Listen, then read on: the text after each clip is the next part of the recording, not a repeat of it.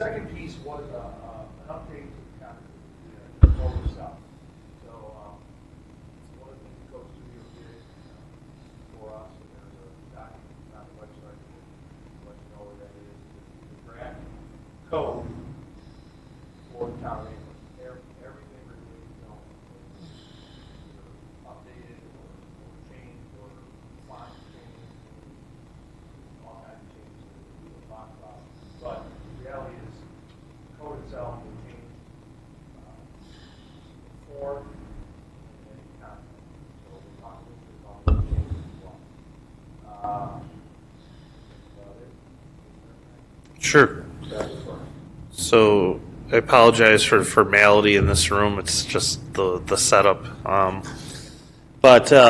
So I had the pleasure of serving on the committee originally for this project before being elected to the supervisor spot, and then had a little bit different perspective of the project.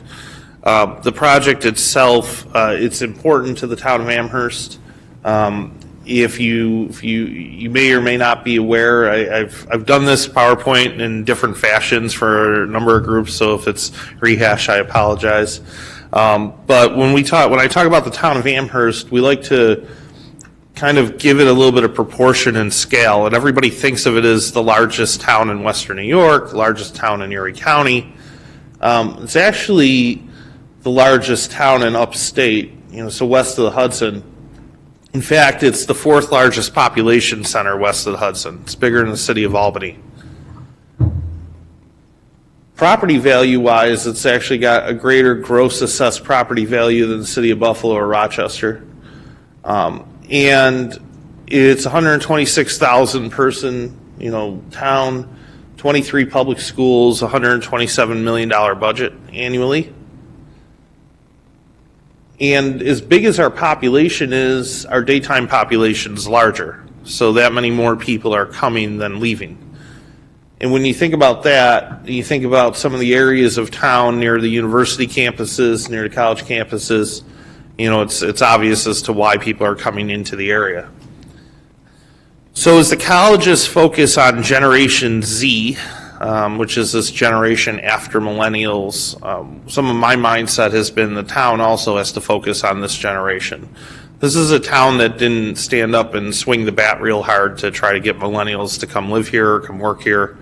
It's an opportunity now for us to look at what the colleges are doing, this next group of professionals, this next group of college graduates, and say, hey, how do we get this group to come to Amherst? What are their interests? What are their wants?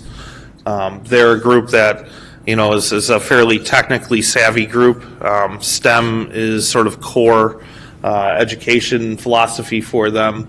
And largely, they seem to be looking at a lot of the same things that millennials want, maybe with a little bit of variation. Again, because it bears repeating, once I plug a book, I really plug a book. But my secular Bible is Retrofitting Suburbia. It talks about incremental change in suburban areas. The stuff on your right is Sprawl Repair Manual. I think both those books give us an opportunity to start thinking about how we can take the places that we have already developed and start to modify them to places that people actually want. So the planning department, has been kind of working in these sort of, project by project basis, with the idea that all of this is informing an overall comprehensive plan, albeit, I'll quote Bob Shibley on this, it's sort of like assembling the plane in flight. Because there's so much happening right now in Amherst that it's forced us to look at a lot of area planning. We have, I think, tried to follow the sort of recommendations from the Vercel economic study from a couple of years ago, talking about Amherst as having 6 major economic impact zones. And then we've been trying to work with all the departments to start to analyze those zones and figure out what a node of economic impact is, where we can put capital assets and try to get private sector investment. to really start to create a new economy for the next 30 to 50 years to support the town. And so this is the planning department schedule as translated by Kim. They're a little busy, but they're doing a great job in terms of kind of sort of sifting through all of these pieces. So the Imagine Amherst piece, which is at the top, actually touches most of the other area plans that we're talking about today, or most of the other planning work. So that Imagine Amherst project, you know, it was started because there were shopping centers like this that needed to be revitalized, right? So that's the Boulevard Mall. And the town needed an answer to get from this to that, basically, right? That's the governor's State of the State 2017. So the goal was to say, okay, how do we do retrofits in this area? How do we change the zoning, change the paradigm, change the shape of the town? But it's not just the Boulevard Mall, right? Places like University Plaza near South Campus, places up along the boulevard, further north, specifically north of the 290, right? There's a need to start to adapt a place to fit the neighborhoods and fit the changing climate, so that we don't have to see, you know, this much sort of head-on pedestrian issues. We're working with New York State DOT on some streetscape, but that has to coincide with a fundamental rezoning, how that street works and how those little shops and the mom and pops that are there service the very dense populations east and west of the road. The opportunity zone, which includes the mall, that's a federal opportunity zone. It's been talked about a lot over the past couple of weeks, mostly because the mall is auctioning on April 1st through 3rd. But it's an area that runs sort of that triangle, the 290, Sheridan Drive, Niagara Falls Boulevard. And, you know, the vision for that opportunity zone is new investment in mixed use. Right, so residential and office above retail, but a different sort of way of seeing the world. And that area itself includes places like the Ridge Lee campus, the old UB annex that's sitting back there along North Bailey. It includes some retrofits inside of that sort of the Boulevards area, or formerly Consumer Square up near the 290. It of course includes the Boulevard Mall sites, but it also includes that plaza with the closed Toys R Us. You know, we're taking our study a little outside of the federal area and including the WS development sites in Northtown. But all of Maple, you know, the future of whatever happens with the school there, you know, the future of places like Sheridan and Sweet Home, you know, those are active sort of. The town's actively planning infrastructure. We're actively planning for mixes and densities. We're actively planning roads and sewer and water, and of course actively modifying the zoning so that we can accommodate that. I mentioned the South Campus area before. The South Campus area has gotten some specific attention. You know, that's where we abut a lot of other municipalities. So it's an area of town that's always been sort of an outlier. It's to the farthest sort of southwest remote area of the town. But it's a key corridor for us. The University Plaza, those areas lay within the town of Amherst, and they abut a major university campus with grad student housing in the mix and all sorts of pressure because of the location of South Campus. But we have sites like this. This is Egerton, Maine, that we know need a different future, right? That building's sitting empty at the moment.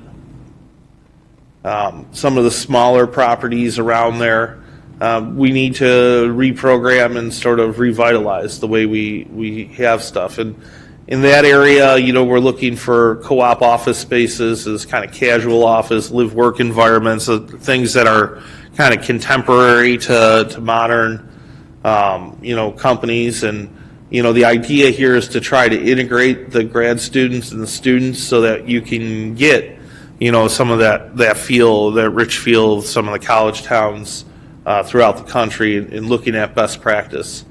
So all those projects, they kind of camp out with zoning as a core component, right? If we want to build better places at South Campus, if we want to build better places along the Boulevard Transit Road, we need to get the zoning correct. So that's really what we're here today to talk about, and I'm going to turn it over to Lee. Actually, Dan's got a word or two to say. Oh, okay. Ready. So this is by way of background for those that don't know. This project really came out of the town's comprehensive plan review in 2012 and 2014. Town recognized that what was happening in our commercial districts is largely incompatible with not necessarily what we were looking for in a comprehensive plan. In particular, in specific areas, traditional areas like Snyder and Nickersville and Williamsville. They were applying a zoning code that really was drafted for use in Greenfield, Amherst development in the 60s and 70s and 80s. And it wouldn't work if we were trying to retrofit or fit something into some of our traditional hamlets. Even though the comprehensive plan called for mixed-use development in those areas, I don't think the community really knew what mixed use was. And so the code that we had in place, the general business zoning, neighborhood business zoning, and shopping centers, none of that probably really appropriate to give us the scale of development we wanted in those areas, certainly something that fit within the context. So we had a couple projects that resulted in development that lightning rods, community, and town decided it's time to do the zoning. Not giving us what we're looking for in the comprehensive plan. And so the town sought actually started off in a direction that opportunity came up through NYSERDA for a grant, Leader for Your Community program. We applied for it, got it, and it essentially is to update the town's zoning code, describe a couple things. Started, contracts were signed with NYSERDA close to 2015. Project really started in 2016. Worked along with the consultant on that. Sitting here today.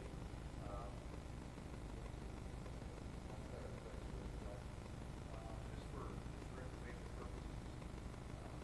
Project was completed. It's about $270,000 project. They included $215,000 consultant fee, $161,000 of that grant.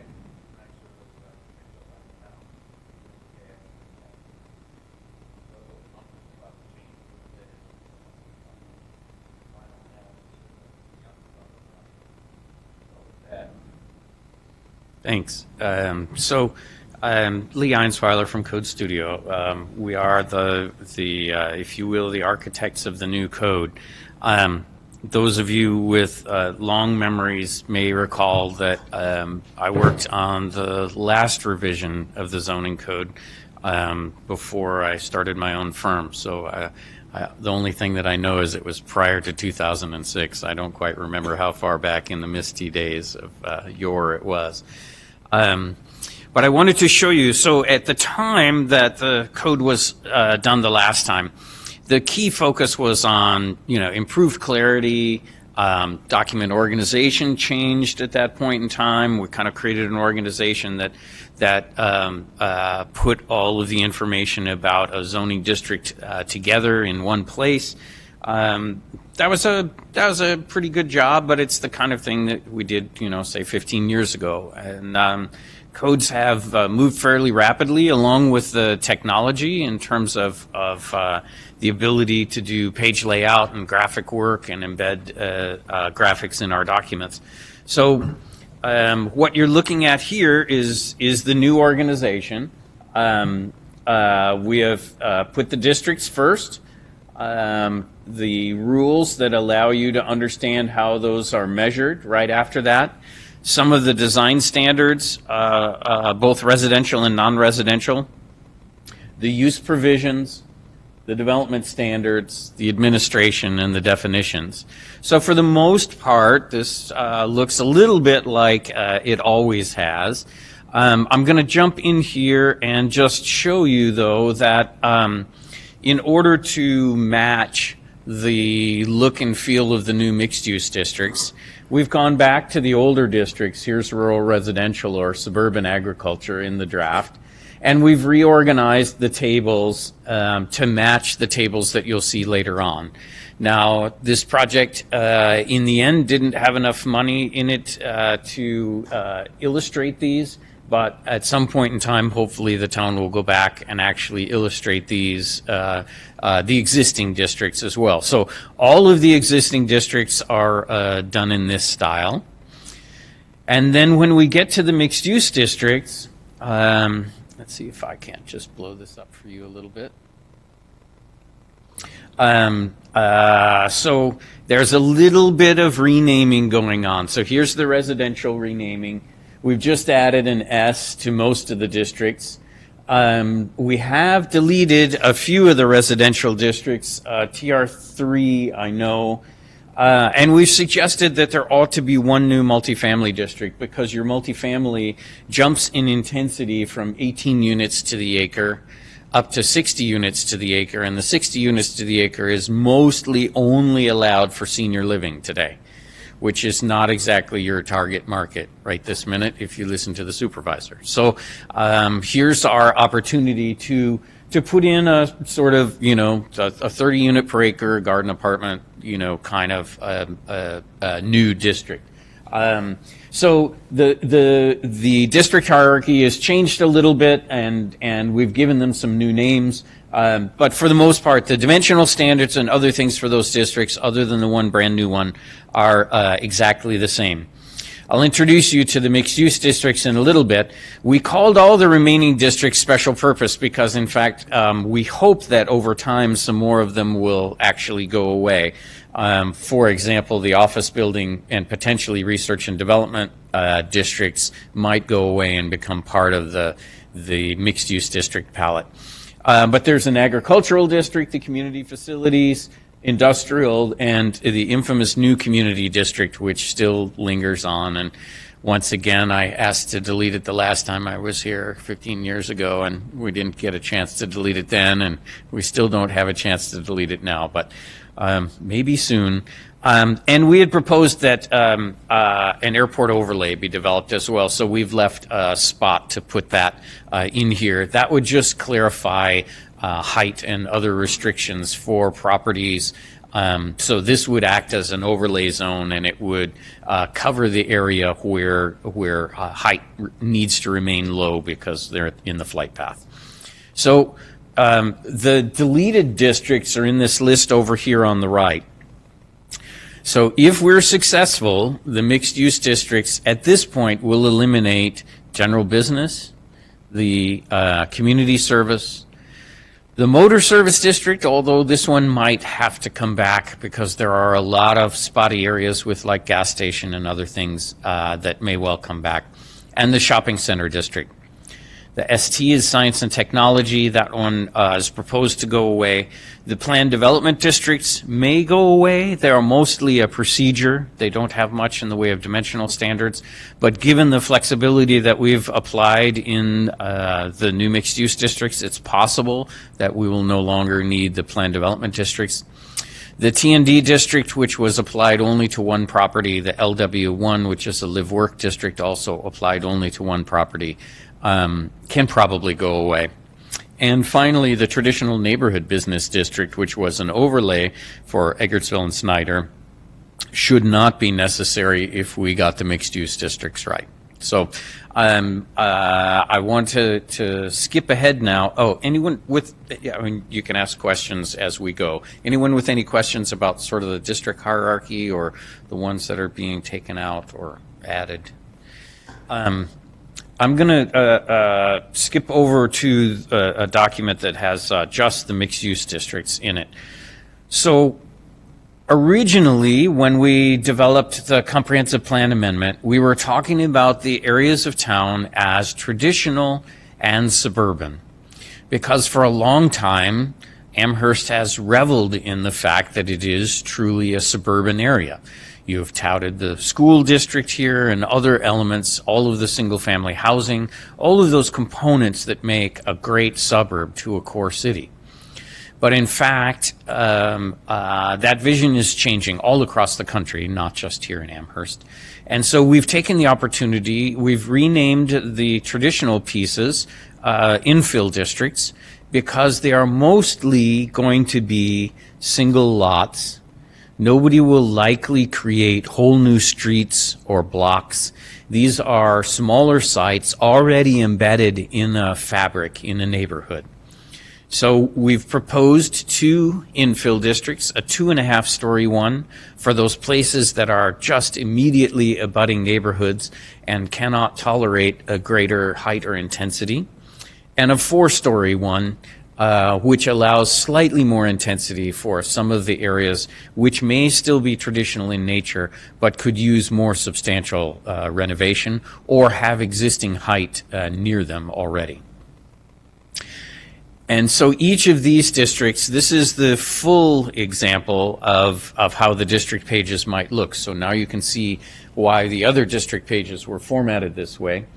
We deal first in 2D with the site, and then in 3D with the way the building is managed. And in fact, in addition to these base standards, there are what we call frontages. And the frontages allow us to leave the basic bulk of the building the same, but give it a new flavor along the street edge. So the public realm, the space between buildings across the street and the sidewalk, is managed by this frontage piece. So a zoning district, in fact, in the traditional infill areas, will have 2 components, either the 2.5-story or the 4-story underlying district, and a frontage piece that goes with it. And there are 4 frontage pieces. There is a general one, which is allows the district to be about what it is today. There is a focus on shop fronts in the village frontage. There is a green frontage because in a number of settings near Eggertsville and Snyder especially, there are deep green setbacks. And that these are part of the character, they're the part of what creates that sense of place when you get past those to the little center that's there. And so they ought to be retained. They're usually an entering element. So in some limited cases, in front of one of the big churches, there are a few other sites, the college that sits to the west. All of those might be opportunities to apply the green frontage. And then finally, there's a residential frontage. The residential frontage is for use in the mixed-use district, but it is really a way to transition between the mixed use and the adjacent neighborhood. And there's a great example of a law office in what looks like a little mansarded residential building that we sort of use to create the standards from. It doesn't mean that the use of that building is going to be residential. It means that the look and feel of it is going to be residential. So it has pitched roof requirement and some other elements that we would not apply in the other districts. So the frontages, again, I'll show you this a little bit closer up. The frontages themselves, they regulate basically the face of the building. So the building setback, which we have brought a build to range into play here instead of just a minimum setback. And so we are setting a range within which the building must lie. And then we are setting the minimum width of that building within that range. So at least, in this case, in the general, 75% of the building, of the lot width, has to have a building in it.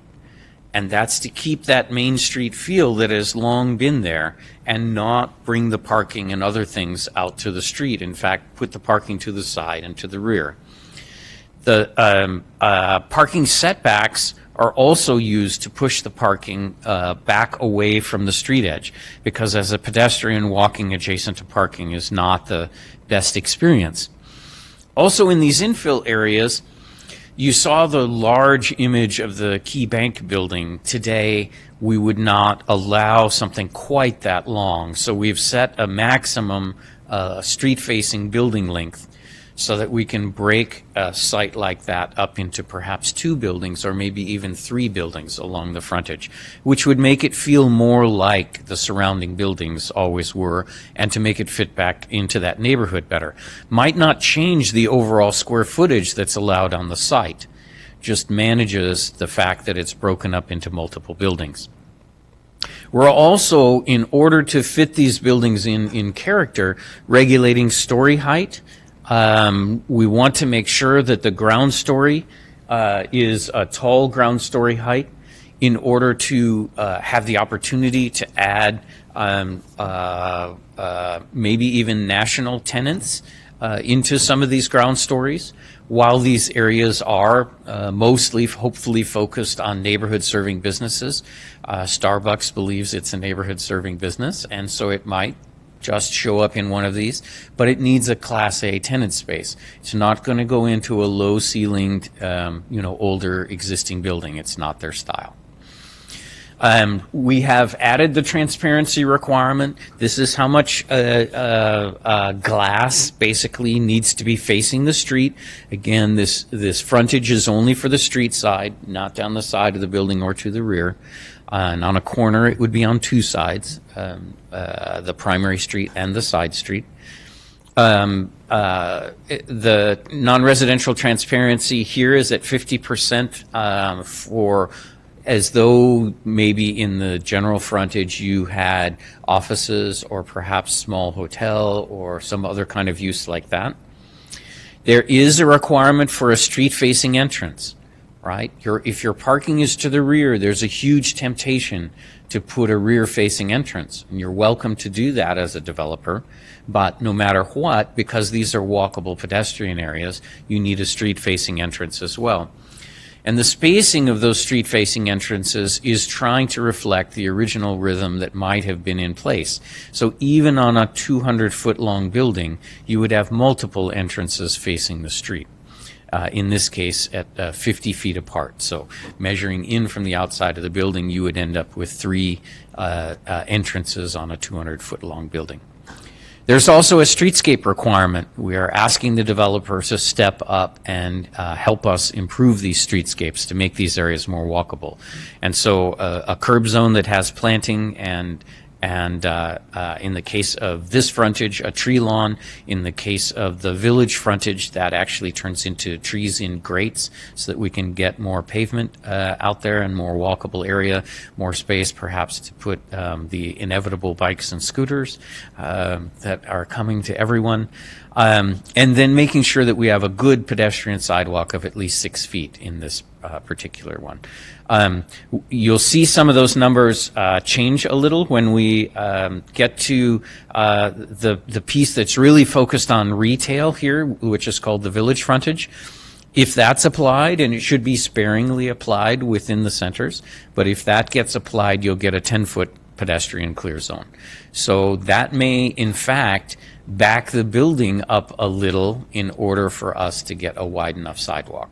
So if a new building were to go in, renovation of an existing building's fine, we'll get as much sidewalk as we can fit in for those. So this will signal to people that they are in those key pedestrian areas where the retail really is. So if you imagine the map that might be created at the key intersection, you're going to find this kind of frontage applied. As you move away from the intersection, the general frontage, perhaps as you move away towards the neighborhood, the residential frontage. And I'll show you, let's jump ahead. The green frontage is really just about making sure you're back at least 10 feet and leave us at least 10 feet of green space between the building and the street. The residential frontage then has a couple of additional controls. So it has a street-facing building length of 40 feet. Again, houses are about 40 feet wide in this area, and as you go down those side streets, while you might be putting in a small chiropractor's office or an architectural office or whatever, it needs to be in a smaller footprint building, and it needs to have a pitched roof. And so those are some simple requirements added to improve the compatibility. Some people might think of those as design standards. In this case, they're kind of packed right in as sort of building bulk and mass. That describes the traditional area. Anybody with questions about those pieces? No? Yeah. Back to the residential. Yes.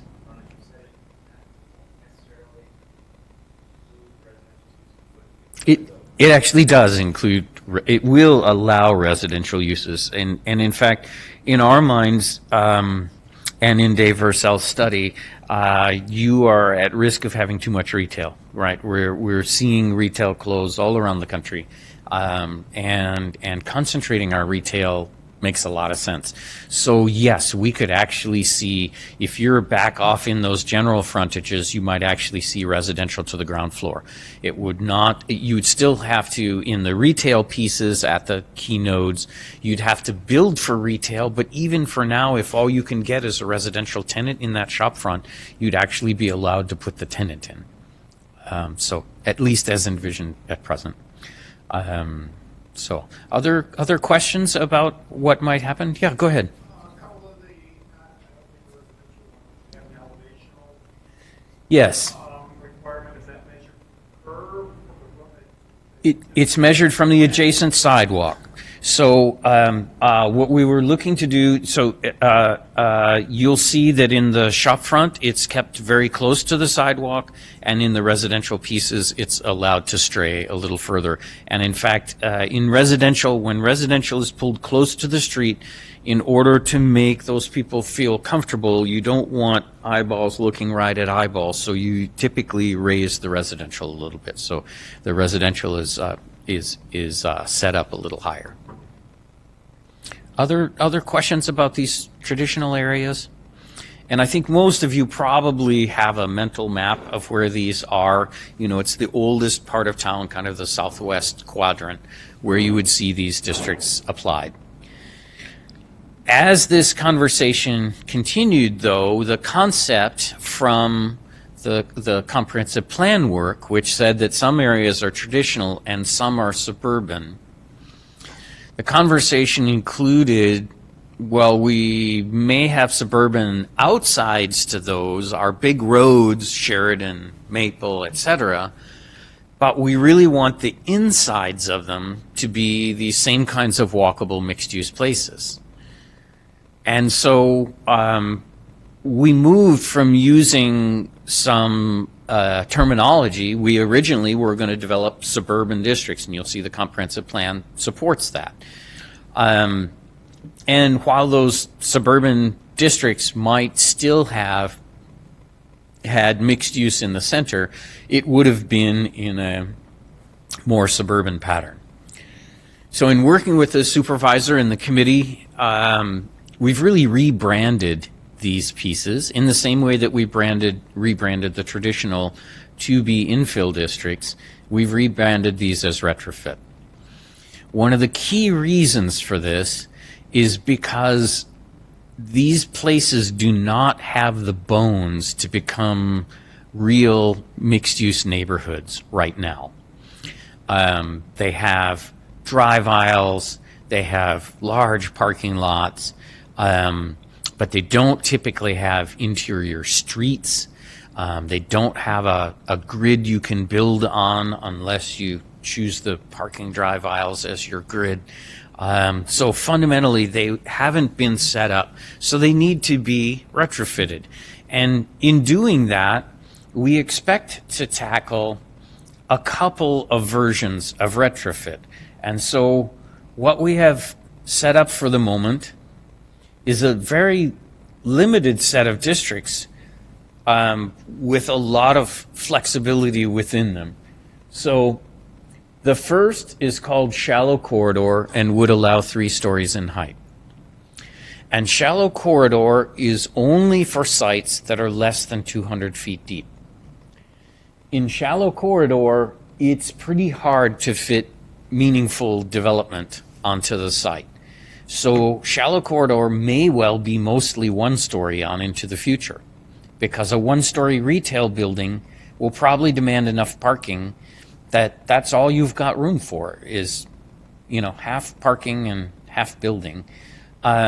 Also, they don't have as good an opportunity to buffer themselves from their neighbors. Because their sites are so shallow, they can't give up much land area to serve as a buffer along their back edge, where they typically immediately abut single-family residential. Now, the deep corridor sites, these ones are a block to a block and a half deep, and the deep corridor is anything along the corridors that's over 200 feet deep. In the deep corridor, we feel we have room enough to begin to establish a road network within there that would create a block pattern in the future. And finally, the two center districts at 5 stories and at 8 stories in very limited locations. The center districts definitely have adequate area for this. So I'm going to show you the rules that create these places, but I want to do that fairly quickly, and then I actually want to show you a separate show that we used with the committee that actually takes an example of a real place and generates the kind of activity that we would expect to see. Again, the look and feel of these is a little different. They're a 2-page layout now instead of 1. They have an intent graphic which really also serves as the graphic for the district-wide issues. These are things beyond a single development site. Then the site issues for perhaps a piece of the development, and then issues for the building itself, the building mass. And so what you're seeing here is a requirement for a rear drive lane because we are pulling the building up towards the street. Again, we're going to use a build to. It'll be a little more flexible build to in this area. There is a requirement for cross access and access into the site and the spacing of that access. So the spacing in shallow corridor is likely to be a little tighter. The deep corridor sites that will have more development and more activity and therefore more traffic, we've got to space out those entrances a little more successfully. So the shared access drive and the cross access are managing and actually improving the quality of vehicle transportation on the adjacent roads by reducing the friction created by development and lots of driveways. There is a requirement for blocks. The length of the blocks is the only thing that we measure in the shallow corridor because we aren't getting a real street on the backside unless eventually these grow into that residential neighborhood to the rear. We won't actually have a real street. We'll only have a service drive back there. So the only thing that matters is their length. Their length is set at 1,200 feet. So a real intervening street which allows perhaps left turn movement if, for example, this were along Niagara Falls, or more likely these are on Transit Road right now. If Transit Road ended up with a formal median, or if it ended up with some kind of transit in it that was restricting left turns, the spacing for the left turns would really be what we're getting ready for in setting those block standards. Also, then there's a transition required on the backside where you abut the neighborhood, and in this case it would be the shallow lot transition, which you'll see in just a moment. Once you get to the site itself, there is a new requirement in these areas because these sites are large enough to provide some green space. There is an outdoor amenity space requirement here, which is just an amenity for the users of the building.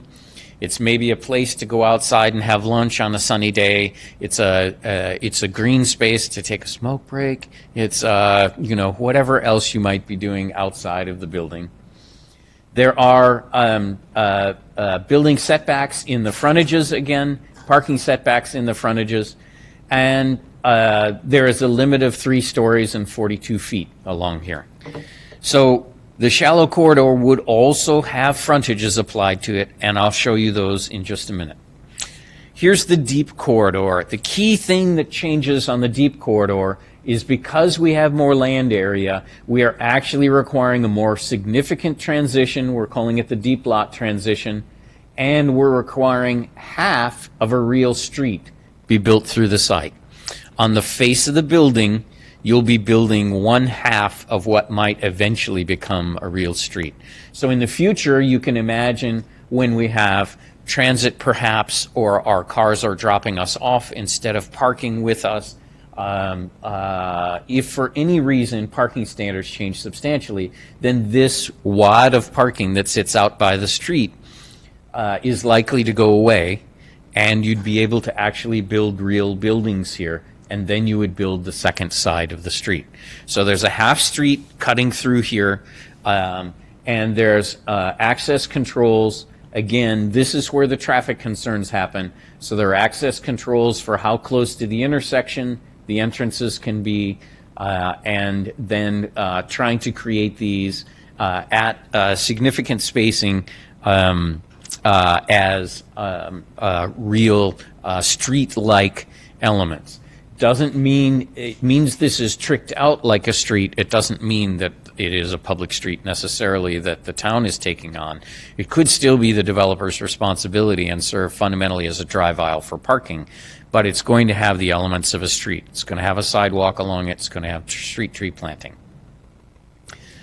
The centers are the most complicated because the centers are actually very large parcels. So, you know, think of anything at the scale of like a Walmart parcel or something like that.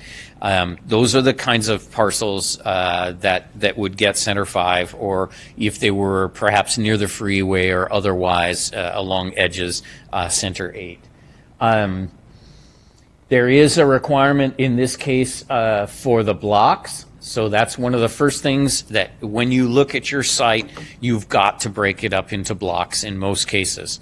Those blocks can just be your functional drive aisles through your site. There's no obligation to do anything with them except build them as a formalized, in this case, public or private street. You are required, there's a requirement sitting here for core streets. So out of the length of all of your streets, including your abutting streets, if you measure the center line length of all of those, 20% of the center lines have to be what we call core streets. And the core street triggers rules that formalize high walkability, so that at least 1/5 of your site has a center to it and is the most walkable piece. In this case, you're seeing that used right here along the outside edge and along a bit of the green space. So this red is kind of illustrating that street frontage. The remainder of the streets would allow much more flexibility, but at least 20% have to be at that high intensity. And I'll show you the frontages that go with that in just a moment. So the key here is that you're really breaking up the site into its own little district of 4 blocks.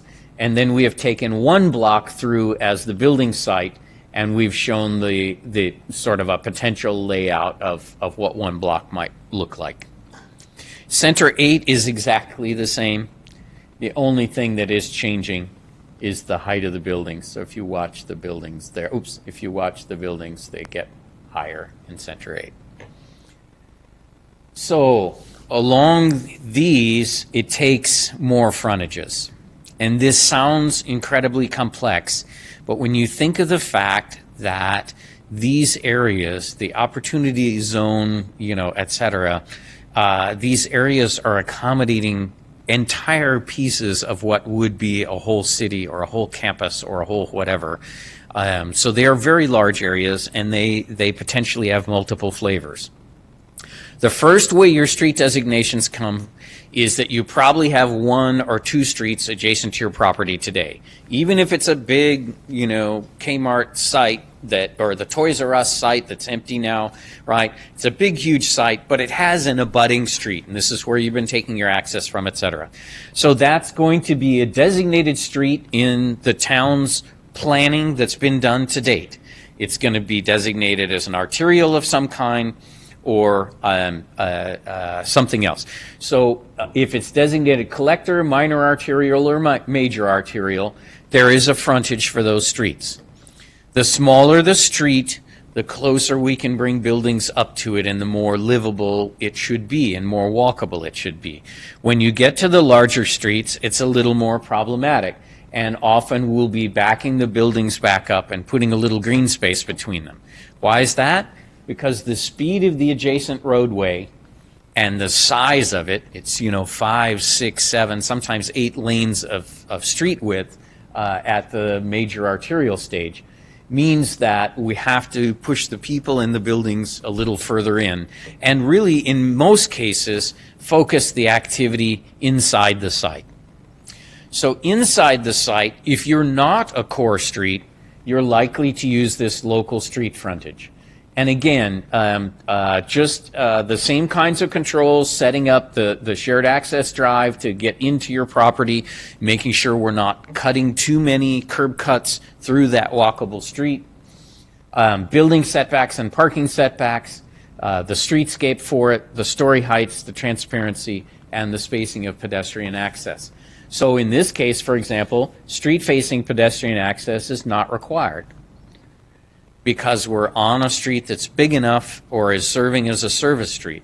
So the street-facing entrance is reserved for those active core street areas, because we don't believe that you can take the mall site tomorrow and make walkable streets out of every little bit and piece of it.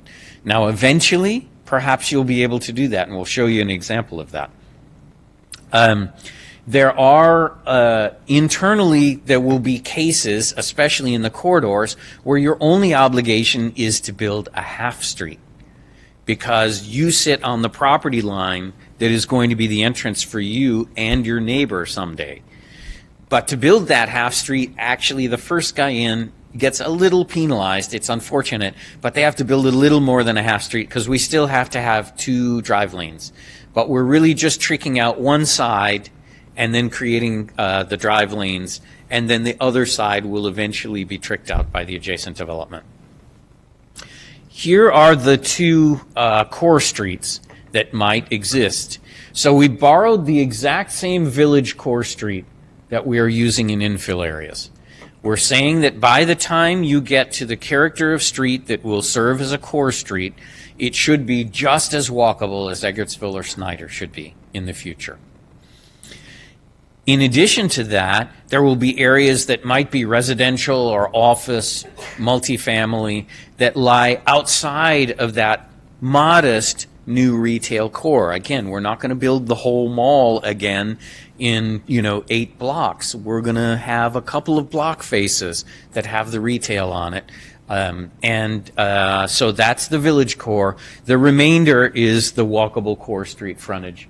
And the walkable core street frontage has a smaller building length and anticipates a lot of other things other than retail.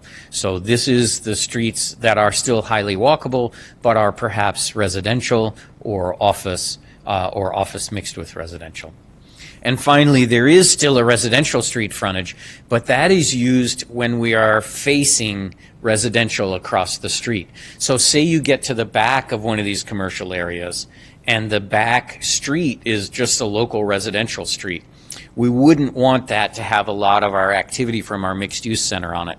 So we put the residential frontage on it. That would allow you all the mixed uses in those buildings, but again, at that finer grain of 40 feet max for the building width, et cetera.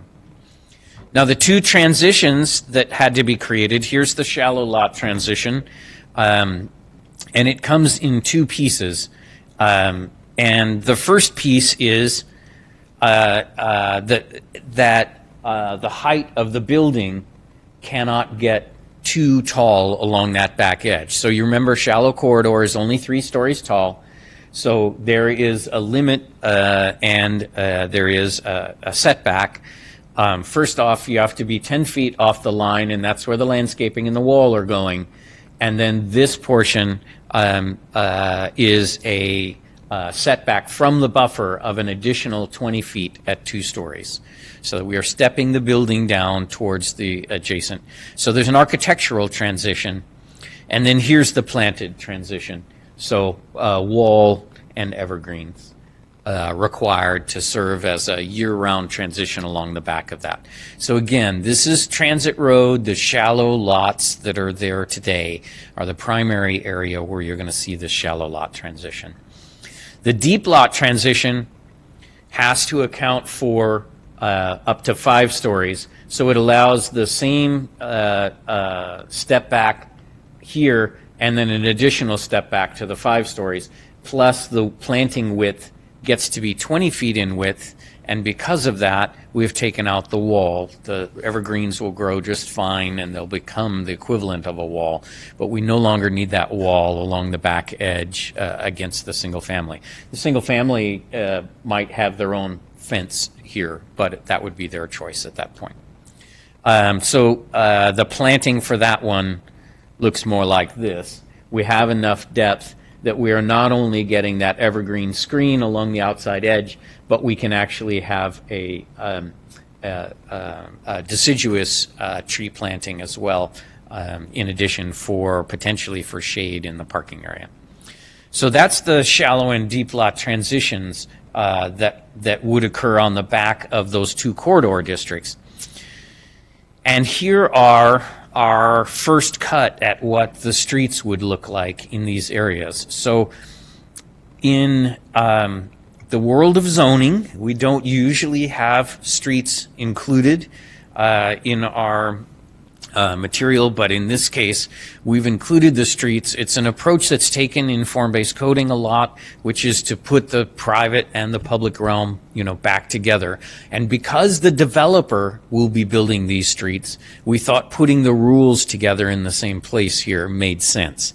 So this is somebody retrofitting one of those larger center sites and putting in streets.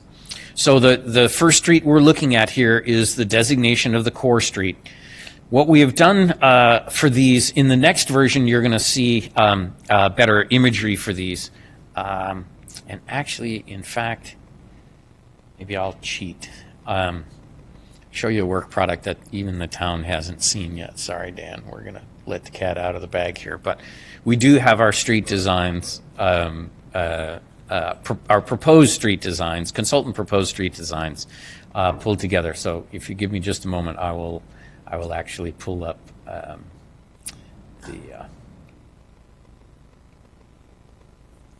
the current version of the full document and show you those street designs. Look at there, somebody's been working on them. Okay, so I'm having a little trouble getting on the internet clearly, so the fonts are going to be pink, and I apologize for that, but it's the drawings of these streets that I wanted you to see. So here is that same core street, but now you're seeing an enhancement that we've added that we felt was necessary. So we're dealing with the street in 2 pieces, really the sidewalk and its adjacent component, and then the movement of both bikes and cars in the other component. And so this is showing you what the 4 minimum and maximum configurations are. We're requiring that in these centers there be a designation for bike movement through the site, and we hope to eventually connect those up into a system of bike movement between the mixed-use centers. Whether you put that on your core street or another street is between the town and the applicant to negotiate. Clearly, if there's already something coming in next to you, we're going to want you to connect up and make this a network. Eventually, hopefully, the town will have a bike plan, which will help you understand where to designate these. If you happen to be designating your core street as having that bike lane, you're going to have 2 lanes of travel maximum. You're going to have on-street parking. You're going to have a little bit of a buffer behind the curb, and the bike lane sits behind that. the tree planting and street furniture area, and then the pedestrian zone. So that's the street that you would build. In some cases, you may build only half of it. Again, here's the core half street. The same configuration, except we have to get both travel lanes in. So it takes up a little more than half of the right-of-way will have to come out of the first applicant's property. But they can create half of it and then move forward. And let me show you the next set. So in addition, there then is the local street. Again, internally, probably a 2-lane street, although there is 2 plus a turn lane as a maximum configuration, and with or without the bike lane. This one is shown without the bike lane, since we showed the bike lane on the core street. We've shown this one without the bike lane. And you might actually have a local half street. So on the local half street, it's presumed that that is just going to function as a service street. So there's no on-street parking. And actually, this one is less of a ding to the applicant because all they have to do is produce actually 2 lanes of pavement. So this has both minimum and maximum configurations. You have to do at least this much road, but you may do this much road. The maximum configurations for these are 3 lanes plus parking. The maximum configuration on the core street is the same, 3 lanes plus parking. So that means that you're going to have to think about your placement of parking in relation to these larger sites and put it as close to those larger streets as possible. But you may still be building a collector street if your site happens to be large enough, even within the site. There also may be alley or drive lane configurations where you are bringing those through your site and only serving parking or only serving garages. So we've included alleys and drive lanes. So there's your sneak preview of the streets to be. Now, having seen that, I want to show you a little bit about how all of that comes together by sharing with you a little bit of a show that we shared with the folks who were sitting on the committee. So this is our initial discussion, and again, just a little summary. Infill districts are the smaller parcels. They're already on safer, human-scaled streets. The retrofit districts are on large parcels. They're connected by fairly dangerous high-speed roadways, large blocks, not individual sites. And because of that, more place identity for the traditional and infill areas than in the truly suburban and retrofit areas. So we're trying to remedy that. Here's the scale, even at its, kind of its smallest scale. There's an infill, and here's a retrofit, right? And this is just one site, when in fact many people would be buying up, multiple sites to do a larger scale development. This is the street feel in traditional areas or infill areas. And for the most part, this is the street feel in the retrofit areas. So they are quite different in character, and therefore, 2 sets of districts. The intent here of the retrofit districts, improve that experience for everybody, including the throughput on the adjacent major roadways by doing some access management along the major roadways, and then internally creating those human-scaled spaces. Here's the conceptual framework: 200 feet deep, shallow corridor, about 200 to 500 feet deep for deep corridor. If you have more land than that, you probably should be designated a center. So that helps us make the zoning map, right? And just to give you a feel for it, that's about the typical site for an infill embedded in a center. So you can see that these are at radically different scales, and this is why the streets and blocks are part of the concept. The fact of the matter is we have to have some complexity. Right now, downtown Rochester, for example, has 8 districts and 5 overlays to regulate its downtown. And these are at exactly the same scale. So the opportunity zone could encompass downtown Rochester. Not that we're talking about the same intensities. We're talking only about 5 stories for the majority and a little bit of 8-story along the freeway probably. But 2 districts and 6 frontages really take care of all of the center types. 1 fundamental district with 2 heights and 4 frontages take care of the possible complexity of our infill areas. So that's kind of why the system gets more complex. So the center, we wanted to give you a real live example. So we took the liberty of grabbing this piece at Bailey, and this is Beaumont Parkway running through the center, Bailey and Maple Road, right? So here's the middle school next door. And there's a variety of things on this site. Now, we're not saying any of them have to go away. The most interesting thing about this site is that all of the drive aisles and other kinds of things actually lead to a really good street grid without much modification of this site. So you could actually begin to retrofit this site fairly simply without having to tackle all of it at once. So basically, right now, it's 2 blocks. One here between Bailey and Beaumont, and between Beaumont and really it's just the edge of a block. Because at the time we started this, nobody was talking about the middle school, but now maybe the middle school's moving and maybe it's in play. And so heaven knows, maybe this is, actually another huge block that includes the middle school property that someone might get a hold of. Again, plenty of reason to see why we need to build some street grids back into these places. So potentially, at its full retrofit, you might see a site like this with buildings lining this, creating active edges, a people-oriented place somewhere accommodating the open space requirement for the district, a set of core streets that run east, west, north, south through the property and connect the property to adjacent properties, and a center component that serves as the most active, most walkable piece. On the other hand, what's likely to come first, if you look at sprawl retrofit around the country, this is a more likely outcome to start with. This has no parking garages, and in fact, it's probably really pushing it for surface parking already with this set of buildings.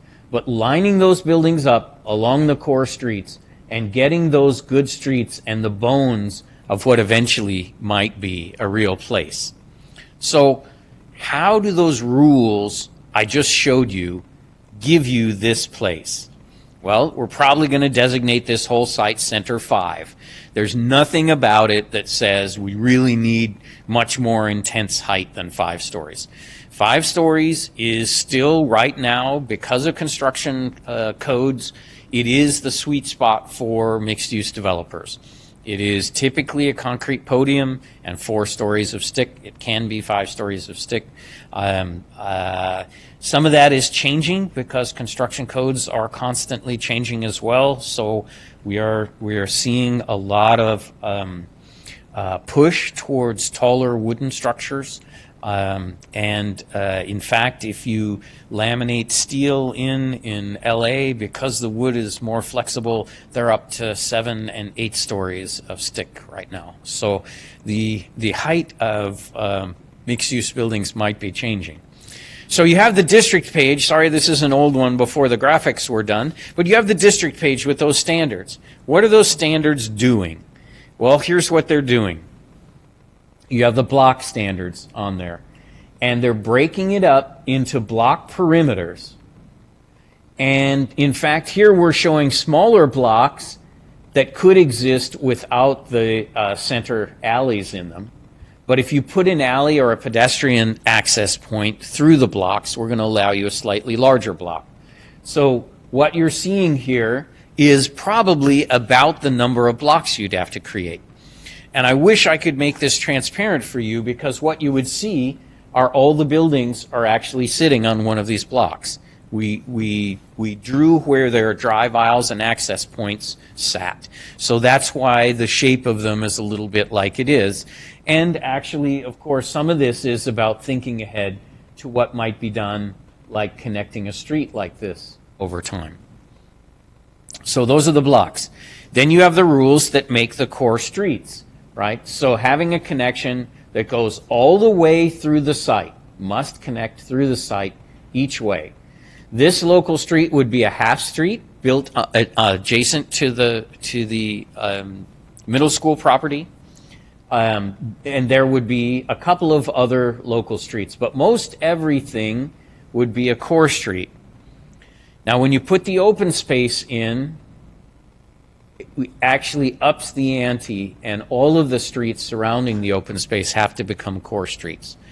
We want high-quality open spaces that are surrounded by walkability. We don't want one side of the plaza or parkland to be the back end of buildings and one side to be the nice front ends.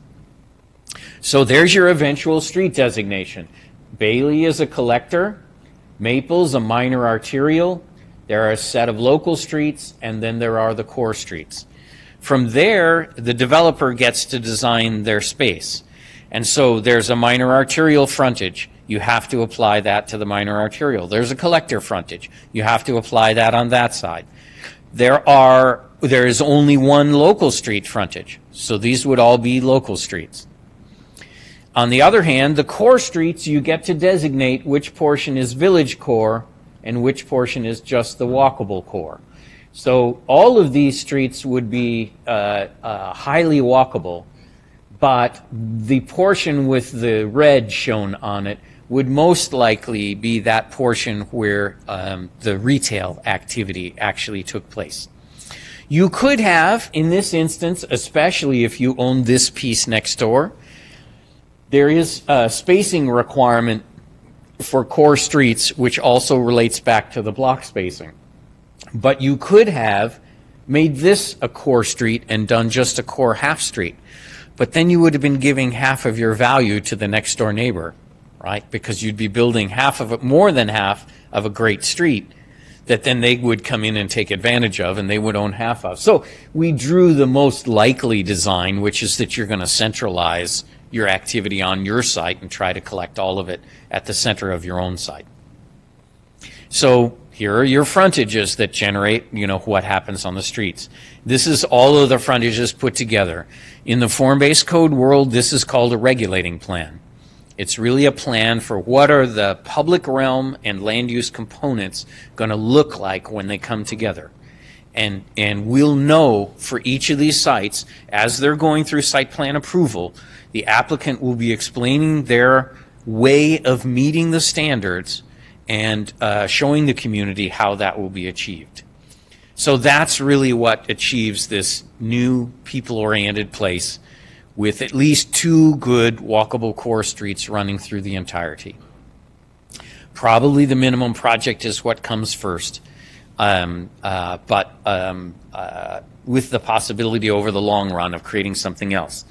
Now, we did want to show a residential transition. This is actually not zoned residential back behind. It's zoned RD and some other things back behind there. So even though there are houses sitting here, they're actually not zoned residentially today and probably won't be zoned residentially in the future. But we wanted to put together this hypothetical to talk to you about how those transitions work as well. So let's say you sit up against it and your property actually abuts it. You'd have to do that deep transition right there. Now, if you remember our little block plan, and if you look, these are underlying that are storm ponds today. So those storm ponds would have been allowed. You would have had to use some of the land area back behind to get the landscaping in. But the storm ponds would be allowed to be a component of that transition. And all that's doing is saying, our mixed use thing can't come right to the edges if it abutted residential. In addition, then, here's where you would use that residential frontage, where along that back edge, if this really was residential on the other side of the street, because that's a small local street, you'd really want to match face-to-face with the same character of product.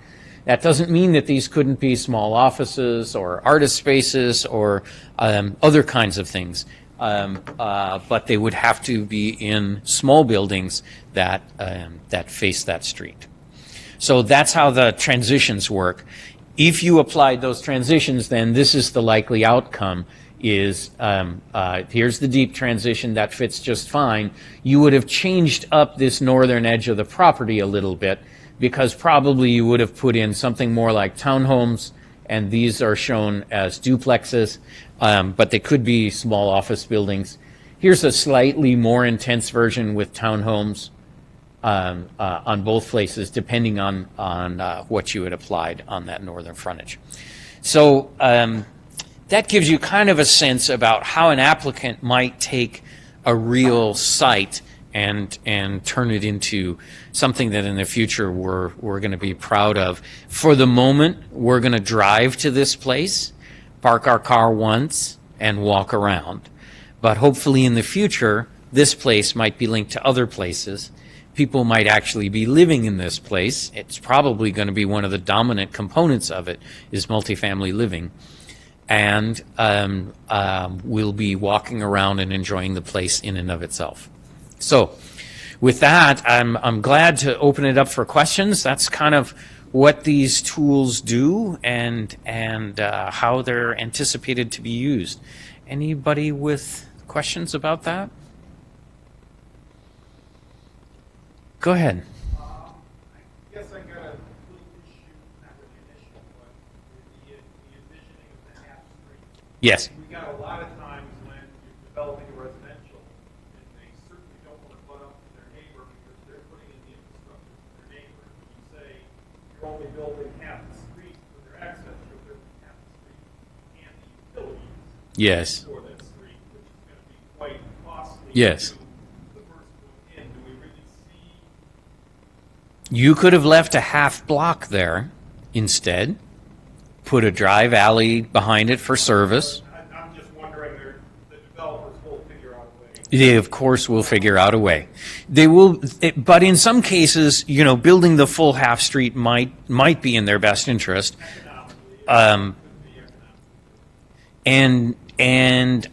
because this site is as wide as it is, in this particular case, you could do a drive. You could probably do a drive lane and a half block. These would become a little wider blocks, but then they wouldn't have fit the original spacing. You can see, actually, if I go to this image, we've actually left these pad sites intact, right?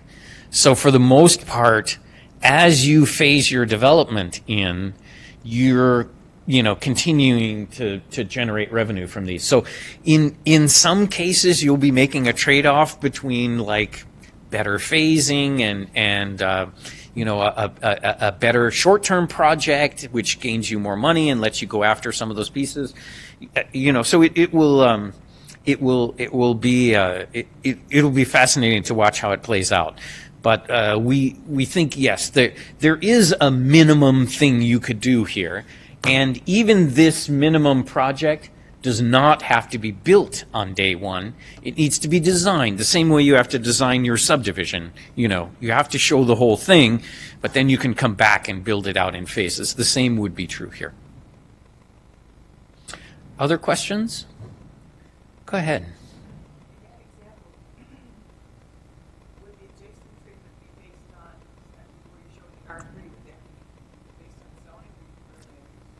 Zoning.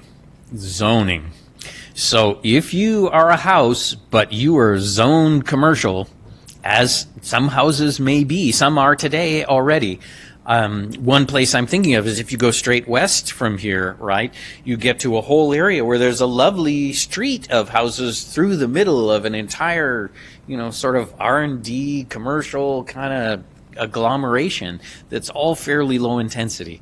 Those guys are going to be zoned for mixed use, and you can keep your house in there as long as you want to keep it and stay in your house. But over time, we don't need to buffer you from anything because you are commercial.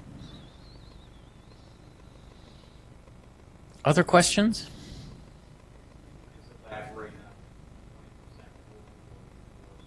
Yeah. So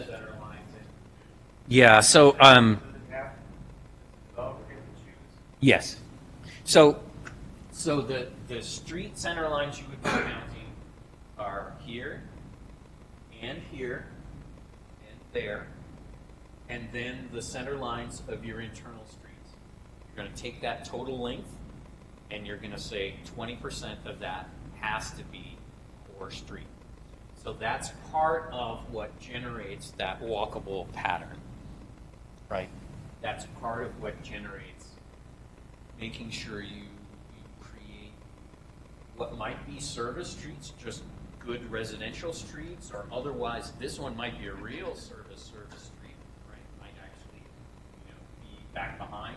It's going to have a sidewalk on it, but it's not a beautiful place to walk. If this is where the bus stop is, you're coming down that street still. But, if you're choosing to walk here, you're going to want to be on that Could they be all north-south? So, yeah, actually, we are still working on the language of that to make sure that it's fair. At one point in time, Orlando did this very successfully. They called it the cardinal rule. The cardinal rule was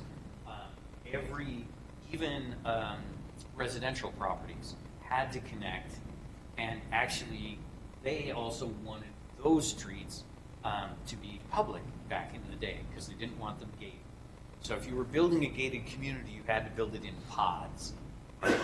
So this is a little bit borrowing from that idea, but putting it in the mixed-use setting.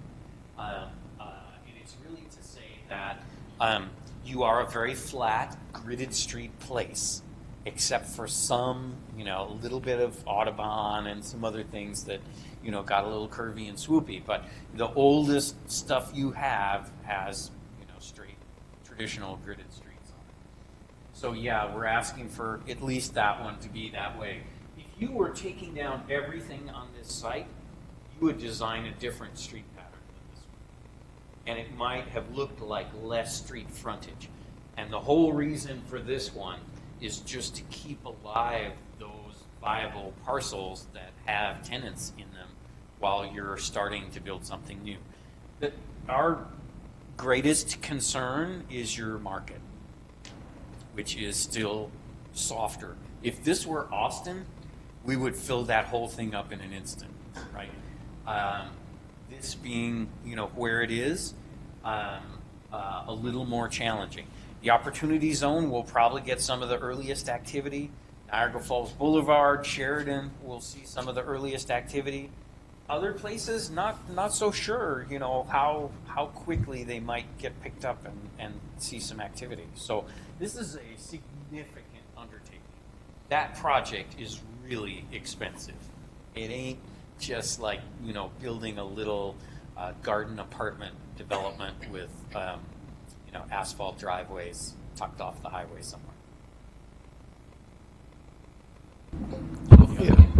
I think to that point, obviously the highest concentration of this type of zoning falls inside of that opportunity zone, and it's because of that federal tax incentive and some of the big sort of national opportunity funds that are kind of taking notice that so they also have a requirement under federal tax law to have a plan ready by the end of the year, right? So a site, they have to have their plan set. It doesn't have to be approved, but it has to be set from a development standpoint. So, it sort of relates directly, how the zoning works sets up the development community to say, here's our plan, whether it's Ridgely or Beaumont site or the mall site. We were just looking at is right there in the heart of the Opportunity Zone. You could almost take the zoning and literally overlay it and say, here's my project. So try to make it as simple as possible.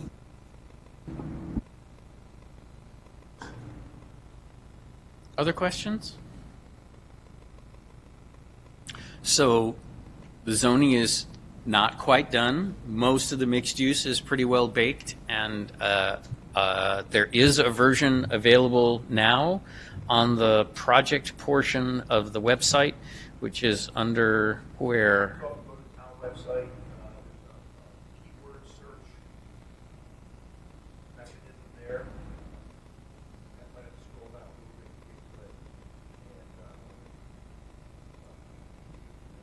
Sure. Well, let's see. No, I'm not on the internet, so sorry. There's two keywords we use here, building update or manage Amherst. Either one of those two gets you to a project page where you can actually look at all the products that are around the project. And of course, the code that we can show you as well. Clearly, we've got some work to do with this along the way. But come a long way. Done a lot of work. Our committees have been very faithful and diligent in those. Working on a couple of good days. We've had some fully time. So a lot of work by a lot of folks, specifically members of our boards, PDA or planning board, some of our other committees like the ACAC. All of them bring certain perspectives, the residents, the committee members, they bring perspectives to that from this process.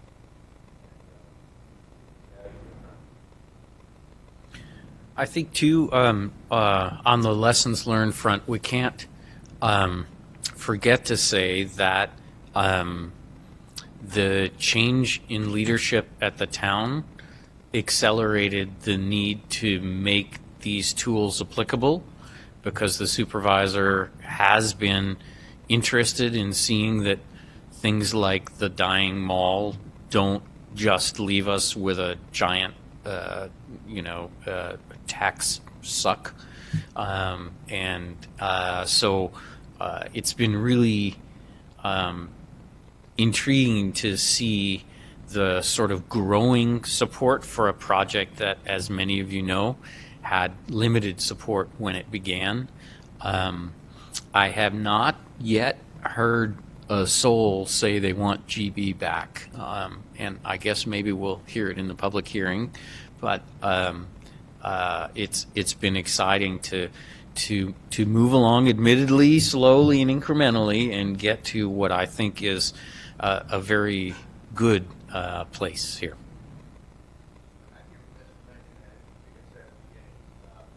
Large portion of the project was funded through NYSERDA. NYSERDA certainly had certain objectives that they were hoping to be addressed through this project. Most notably, I think higher levels of walkability, mixed use, limit engagement use, and therefore the use of energy, certain types of energy.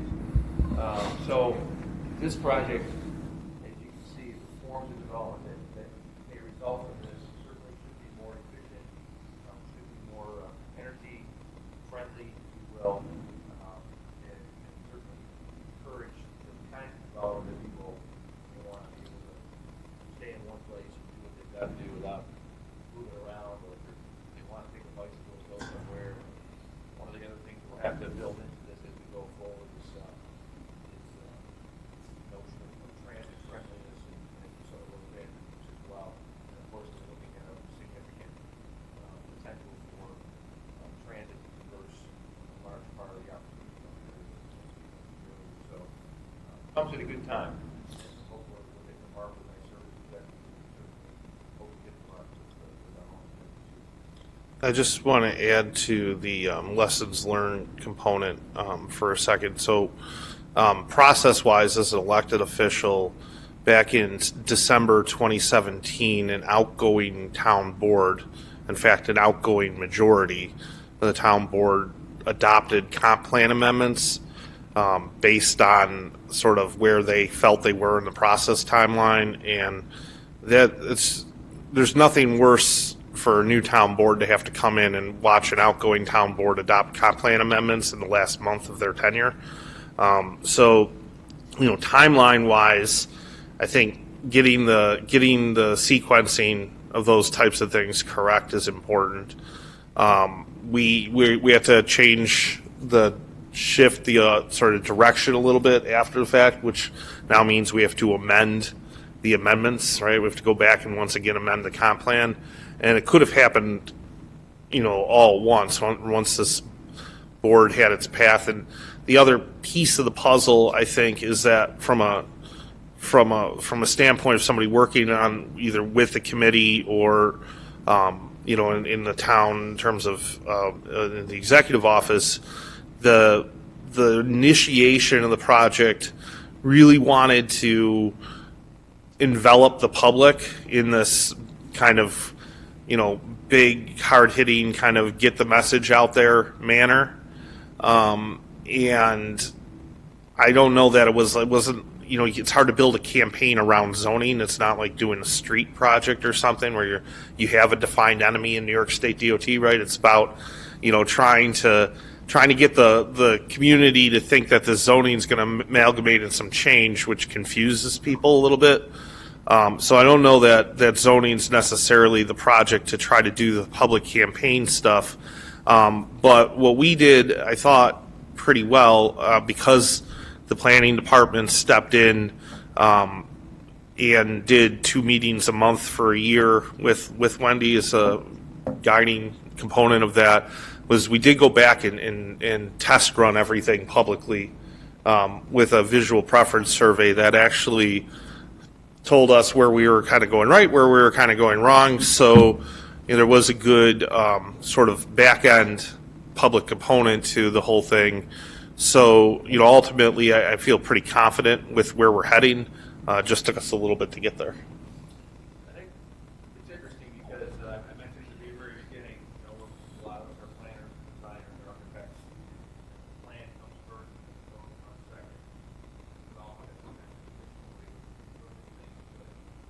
honestly, folks in the community don't know.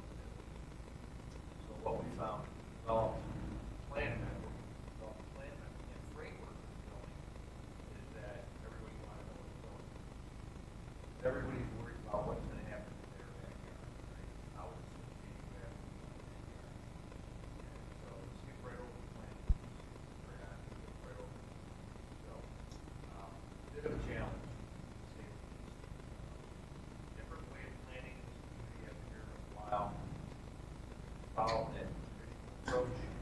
Not really plan, make no adjustments, so on and so forth. They have something better.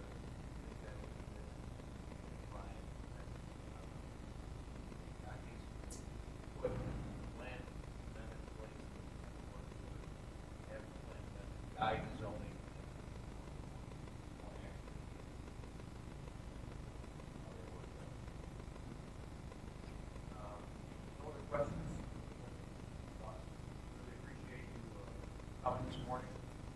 Hope that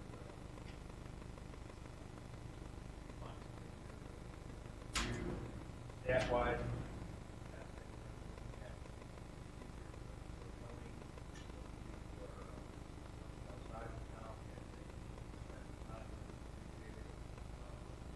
very interested.